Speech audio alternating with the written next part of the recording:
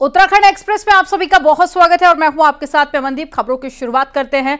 चमोली के नंदप्रयाग क्षेत्र में रविवार को लोगों ने जमकर बवाल किया। दरअसल यहां पर एक समुदाय विशेष के लड़के पर नाबालिग लड़की से छेड़खानी करने का आरोप लगा है, जिस पर पुलिस ने मामला दर्ज कर लिया। पूरा मामला 22 अगस्त का बताया जा रहा है, जब नाबालिग लड़की से लड़के ने छेड़खानी की और वो फरार हो गया। घर वालों को जब इस घटना के बारे में पता चला तो उन्होंने शनिवार को थाना नंदानगर में लिखित शिकायत दर्ज की, जिसके बाद में छेड़खानी की खबर पूरे क्षेत्र में फैल गई। देखते ही देखते नंदानगर घाट में सभी लोग इकट्ठा हो गए और आरोपी की दुकान पर जमकर तोड़फोड़ भी की। सामान और आरोपी की बाइक को लोगों ने नदी में फेंक दिया। क्षेत्र में तनाव को देखते हुए भारी पुलिस बल तैनात की गई है।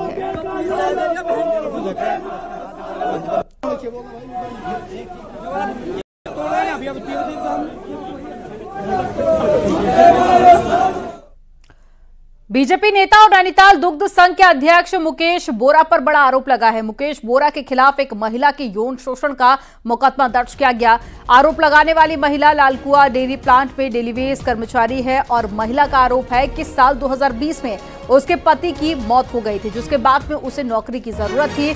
इसी वजह से उसकी मुलाकात साल 2021 में मुकेश बोरा से हुई और मुकेश बोरा ने उसे परमानेंट नौकरी दिलाने का झांसा देकर पहले डेलीवेज कर्मचारी बनाया और उसके बाद में वादे से मुकर गया और इसी बीच में महिला का यौन शोषण भी करता रहा, जिसके लिए महिला को होटलों में भी बुलाता था। महिला का आरोप है कि उसके 2 बच्चे हैं, इसलिए वह मजबूरी में ये सब सहन करती रही और साथ में मुकेश बोरा अश्लील वीडियो वायरल करने की धमकी भी देता रहा। लेकिन जैसे जैसे दिन बीतते गए मुकेश बोरा की डिमांड भी बढ़ती गई। मुकेश बोरा महिला को अपने दोस्तों के साथ सोने के लिए भी मजबूर करने लगा, जिस पर महिला इनकार कर दिया और महिला के इनकार के बाद में मुकेश बोरा ने महिला का शोषण शुरू कर दिया। इसके बाद में महिला ने शिकायत का मन बनाया। नैनीताल जिला पुलिस ने पीड़ित महिला की शिकायत पर लालकुआ थाने में बोरा के खिलाफ बलात्कार का मुकदमा दर्ज किया और साथ ही उसके ड्राइवर पर भी पीड़ित महिला को धमकाने का आरोप है, इसलिए उसे भी इस केस में आरोपी बनाया गया है। पुलिस अब पूरे मामले में जांच पड़ताल कर रही है। जल्द ही आरोपी दुग्ध संघ अध्यक्ष मुकेश बोरा की गिरफ्तारी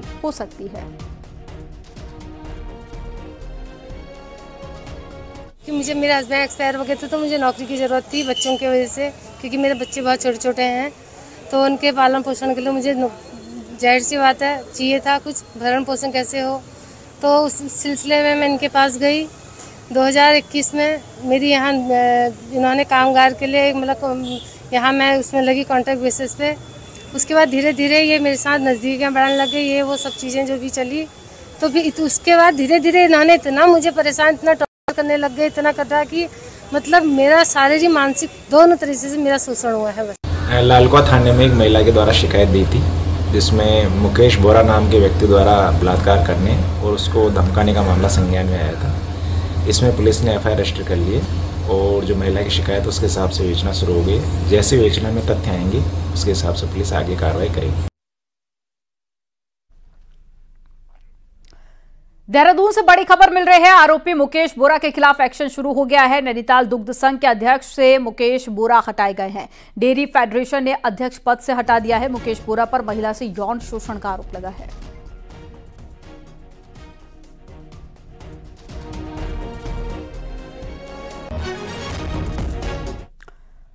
हरिद्वार में ज्वेलरी शोरूम में दिन दहाड़े डकैती की वारदात होने से हड़कंप मच गया। बताया जा रहा है कि दोपहर करीब 1:30 बजे रानीपुर मोड़ पर बालाजी ज्वेलर्स पर 5 हथियारबंद बदमाशों ने धावा बोल दिया। बदमाशों ने शोरूम के स्टाफ और वहां पर मौजूद लोगों पर मिर्च वाला स्प्रे डाला और उसके बाद में तमंचे से फायरिंग करते हुए डकैती की। बदमाश शोरूम में करीब 5 करोड़ की ज्वेलरी लेकर फरार हो गए। वहीं स्थानीय लोगों और ज्वेलर्स कारोबारी में पुलिस की कार्यशैली को लेकर भी नाराजगी है। वहीं पुलिस ने जल्द ही बदमाशों को पकड़ने की बात कही है। लोग एक मोटरसाइकिल पर थे, मैंने उनके पीछे भगाई मोटरसाइकिल, तो आर्यनगर चौक तक मैंने उनका पीछा किया। कहाँ का नंबर था गाड़ी का? नंबर हरियाणा का था, हरियाणा HR 71D 9150। 5-6 लोग अंदर घुसे शोरूम में। उन्होंने मिर्ची वाला स्प्रे करके इनको परेशान करके और फायर भी किया है। ये तो भगवान का शुक्र है कि उनकी किसी की जान नहीं गई है, लेकिन पूरा शोरूम खाली कर दिया है। और इस तरह की घटना हरिद्वार में पहले भी हो चुकी है।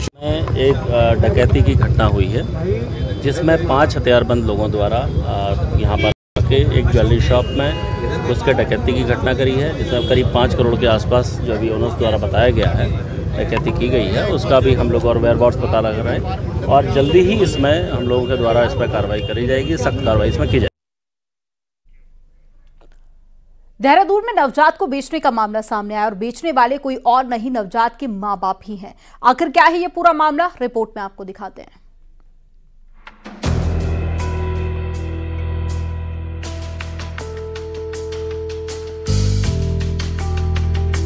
राजधानी देहरादून में नवजात को बेचने का सनसनीखेज मामला सामने आया है, जहां बच्चे को बेचने वाले कोई और नहीं बल्कि नवजात के मां बाप ही हैं।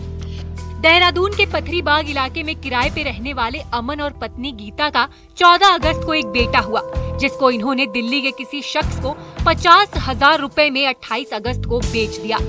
बताया जा रहा है कि दंपति मूल रूप से रुद्रप्रयाग के रहने वाले हैं, जो दिसंबर में ही देहरादून आए थे। बताया जा रहा है कि अमन के पास बच्चे की परवरिश के लिए पैसे नहीं थे, जिस कारण उसने ये कदम उठाया। तो अब पैसे मिल गए आपको पूरे? और पैसे देने के लिए बोला है या नहीं, हमने कुछ नहीं बोला। 50,000 कोई सरकारी का कोई कार्य करा, कुछ नहीं करा इसमें आपने? क्या है, उन्होंने वो अभी जो वकील कर रहे थे ना, उनकी डेथ हो गई है। अच्छा। हाँ, तो उन्होंने बोला कुछ दिन बाद। कुछ लिखा पढ़ी अभी तक करी? हाँ, अभी तक क्या है? एक एग्रीमेंट साइन करने के लिए दिया था उन्होंने। हाँ। जिसमें लिखा था कि मतलब मैं अमन और गीता अपनी इच्छा अनुसार अपनी बेबी को दे रहे हैं। हाँ, उन्होंने एक एग्रीमेंट साइन करवाया है और मतलब अब जो आगे कार्रवाई होगी, मतलब क्या बोलते हैं, साइन वगैरह होंगे कोर्ट में, वो अब 1-2 दिन में होंगे, क्योंकि जो ना लॉयर बुक किया था वो तो उनकी तो डेथ हो गई, तो दूसरे वाले।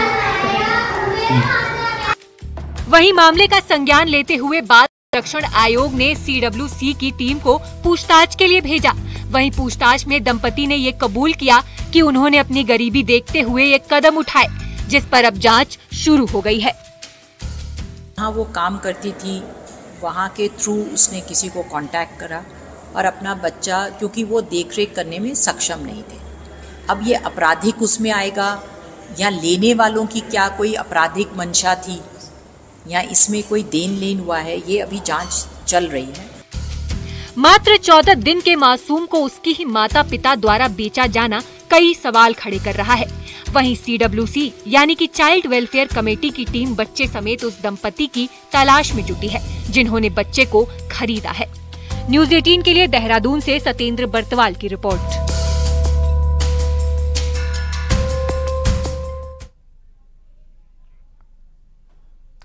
ऋषिकेश में भारी बारिश के चलते बरसाती नदी चंद्रभागा उफान पर आ गई है। अचानक तेज बारिश आने से इसकी चपेट में एक लड़का और एक लड़की आ गए। वहीं मौके पर पहुंची SDRF की टीम ने लड़की को बचा लिया और लड़की की तलाश के लिए सर्च ऑपरेशन चल रहा है।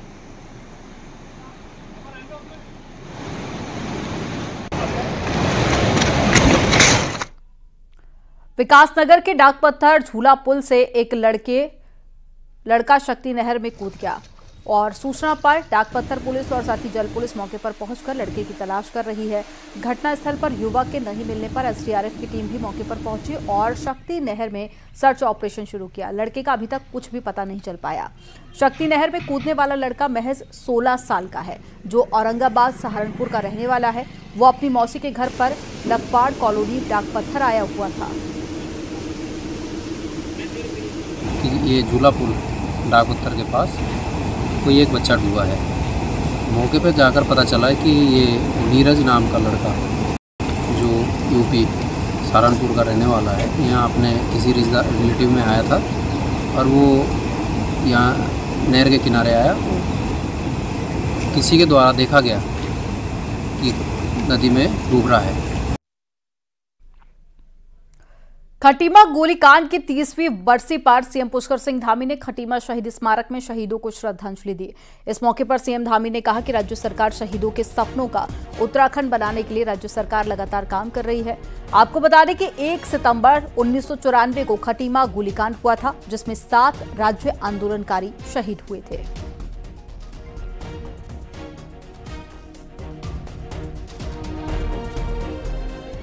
उनकी आकांक्षाएं थी, उनको पूरा करना हम सबका कर्तव्य है, हम सबका संकल्प है कि हमें उनके सपनों का उत्तराखंड बनाना है।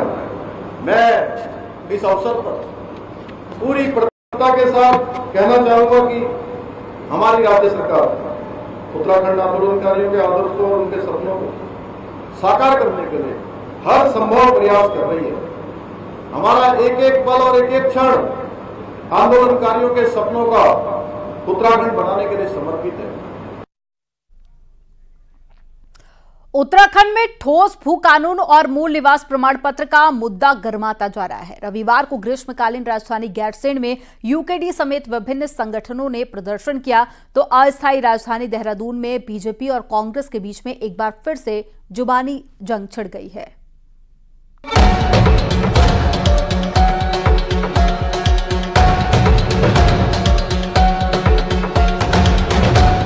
उत्तराखंड में ठोस भू कानून की मांग जितनी पुरानी है, उतना ही पुराना मूल निवास प्रमाण पत्र का मुद्दा भी है।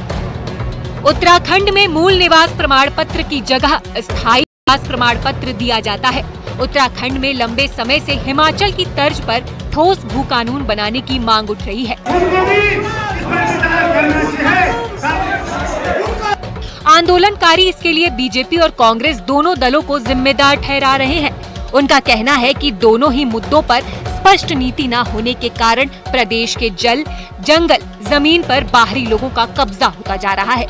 रविवार को गैरसैंण में धरना प्रदर्शन और रैली निकालकर विरोध जताया गया और हमने मांग करी है कि अविलंब उत्तराखंड के परिस्थिति को देखते हुए सरकार सख्त भू कानून लागू करे, मूल निवास लागू करे और राजधानी गैरसैंण घोषित करे, क्योंकि यदि ये नहीं होगा तो उत्तराखंड के साथ में बहुत बड़ा धोखा हो रहा है। ये जमीनें बाहर से आने वाले माफिया उन जमीनों को कब्जा कर रहे हैं। लोग समझ चुके हैं, जो मूल निवासी यहाँ के हैं उनकी नौकरियों पर कब्जे हो रहे हैं। लोगों का सपना उनकी अपनी राजधानी गैरसैंण होगी, वो सपना भी आज अधूरा है। धरना प्रदर्शन भले ही गैरसैंण में हुआ हो, लेकिन सियासत देहरादून में भी गर्म रही। कांग्रेस ने कहा कि मूल निवास और भू कानून जैसे ज्वलंत मुद्दों पर कोई ठोस नीति न बना पाने के लिए बीजेपी जिम्मेदार है, तो बीजेपी ने पलटवार कर कांग्रेस को ही समस्या की असली जड़ बता दिया। लेकिन वर्तमान भारतीय जनता पार्टी की सरकार ने ओपन फॉर ऑल करके सबके लिए खोलकर भू कानून समाप्त करके निश्चित रूप से इस राज्य के मूल निवास करने वाले लोगों के भावनाओं पर कुठाराघात करने का काम किया। हमारी मांग है कि हिमाचल से भी कठोर भू कानून यहाँ पर लागू होना चाहिए। कांग्रेस इस पर प्रदर्शन नहीं कर रही है, कांग्रेस इस प्रदर्शन में घुस रही है। कांग्रेस चाहती है कि उस मुद्दे को लपक के फिर आगे चल के चुनाव में उसका इस्तेमाल करें, नहीं तो इस पर तो पूरा जो हमारा यूथ है और क्षेत्र के लोग हैं वो आंदोलित है। आपने देहरादून भी एक बानगी उसका दृश्य देखा है।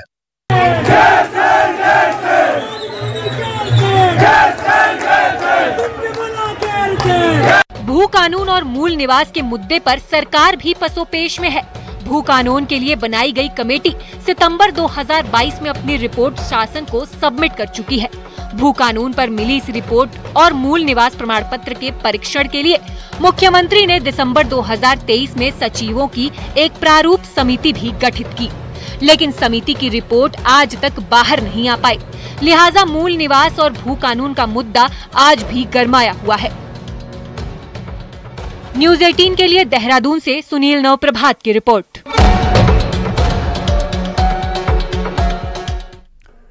रुड़की के माधोपुर गांव के वसीम मौत मामले को लेकर कांग्रेस लगातार विरोध प्रदर्शन कर रही है और रुड़की ज्वाइंट मजिस्ट्रेट कार्यालय का घेराव करने के बाद में आज कांग्रेस कार्यकर्ताओं ने एसएसपी कार्यालय का घेराव और पुलिस पर कई गंभीर आरोप लगाए। घेराव के दौरान में पूर्व मुख्यमंत्री हरीश रावत और प्रदेश अध्यक्ष करण माहरा समेत कई विधायक और कांग्रेस के कार्यकर्ता मौजूद रहे।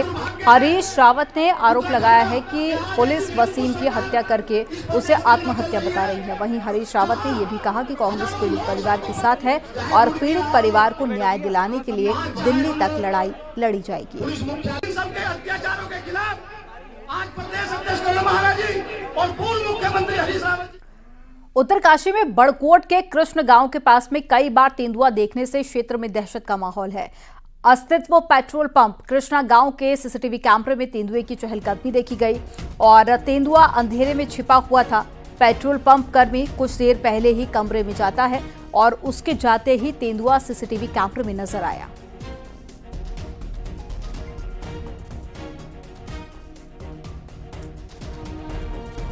उत्तराखंड में हर कहीं पहाड़ से लेकर मैदान तक गुलदार का आतंक आम बात हो गई है। लेकिन अगर हम कहें कि उत्तराखंड में गुलदार से ज्यादा इंसानी मौतें सांपों के काटने से होती हैं तो आप यकीन नहीं करेंगे। लेकिन वन विभाग का रिकॉर्ड तो यही कह रहा है। रिपोर्ट आपको दिखाते हैं।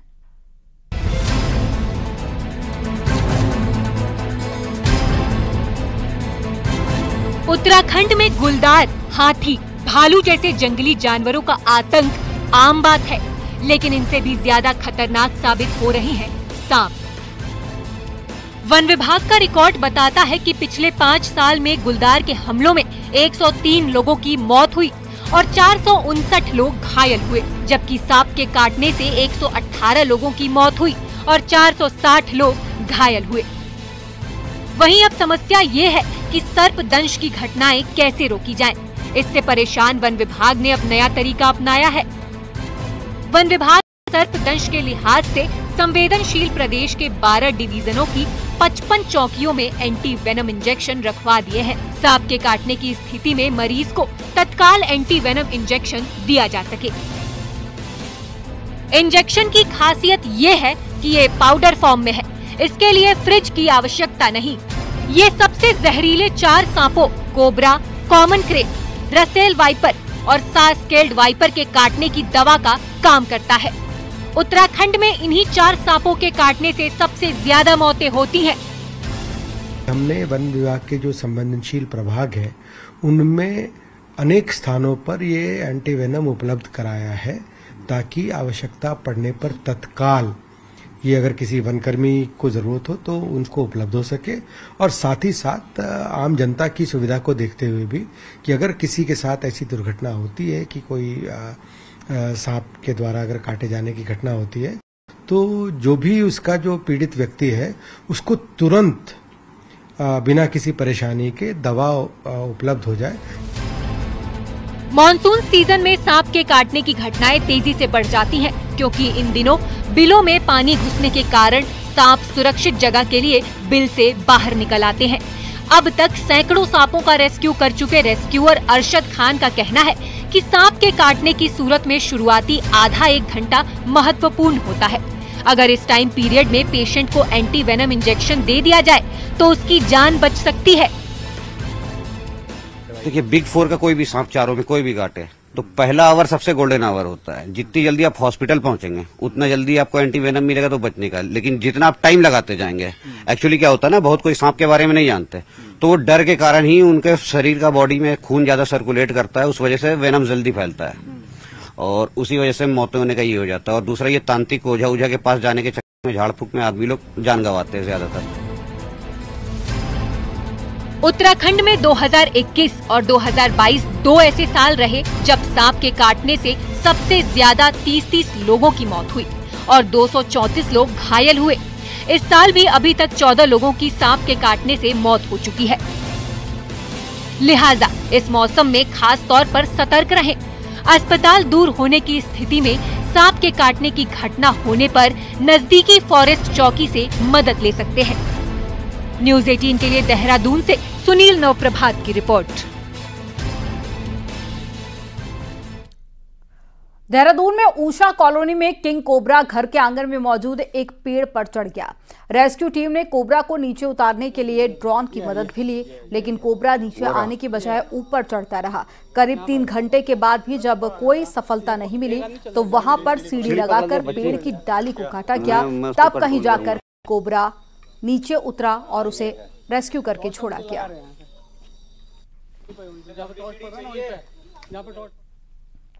और चलिए अब देखते हैं पहाड़ टॉप 10।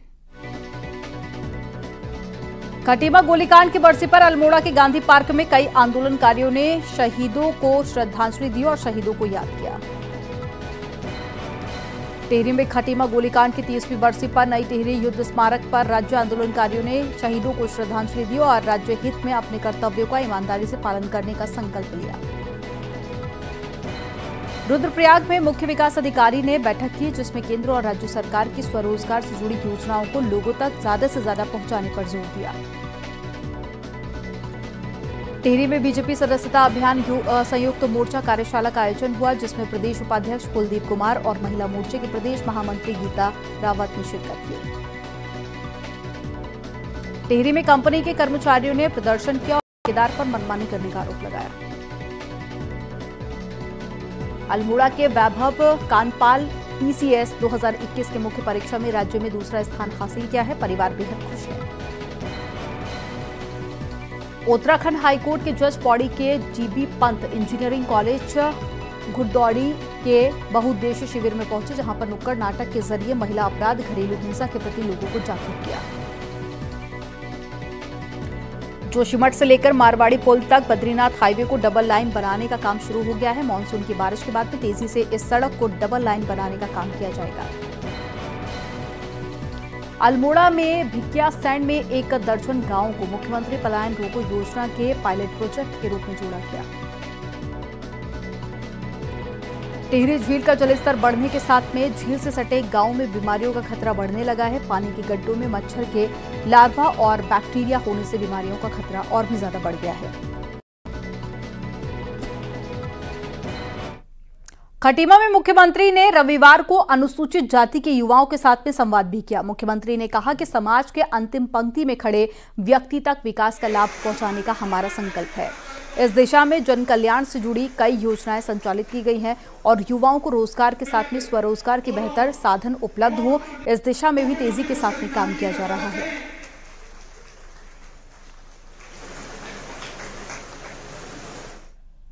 उपराष्ट्रपति जगदीप धनखड़ के उत्तराखंड दौरे के दूसरे दिन आज एम्स ऋषिकेश पहुंचे, जहां पर एक पौधा मां के नाम कार्यक्रम में शिरकत की। ऋषिकेश एम्स में डॉक्टर्स के साथ में संबोधन में बोलते हुए उपराष्ट्रपति ने कहा कि कोलकाता की घटना से मन विचलित है। आज ऋषिकेश दौरे पर पहुंचे उपराष्ट्रपति जगदीप धनखड़ एक पौधा मां के नाम कार्यक्रम में शिरकत की। एम्स के फैकल्टी मेंबर्स और डॉक्टर से मुलाकात की। जनता की सेवा करने, उसके साथ बलात्कार, कत्ल, निर्ममता उस हद की जो अकल्पनीय है। पूरी डॉक्टर बिरादरी, पूरा नर्सिंग स्टाफ, पूरे हेल्थ वॉरियर्स चिंता में, परेशानी में, दुखी है। अब माँ बाप सोचेंगे बेटी को डॉक्टर बनाए कि नहीं बनाए। जब ये विचार मन में आता है तो दिल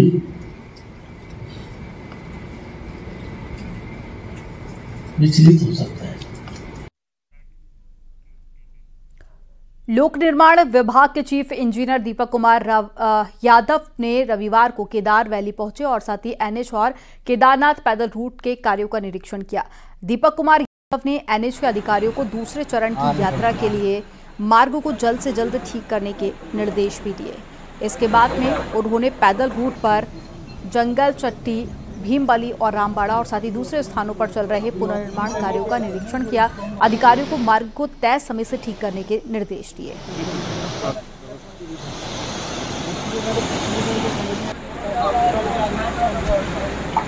और यहां पर वक्त हो गया एक छोटे से ब्रेक का। अब देखते रहिए न्यूज़ 18।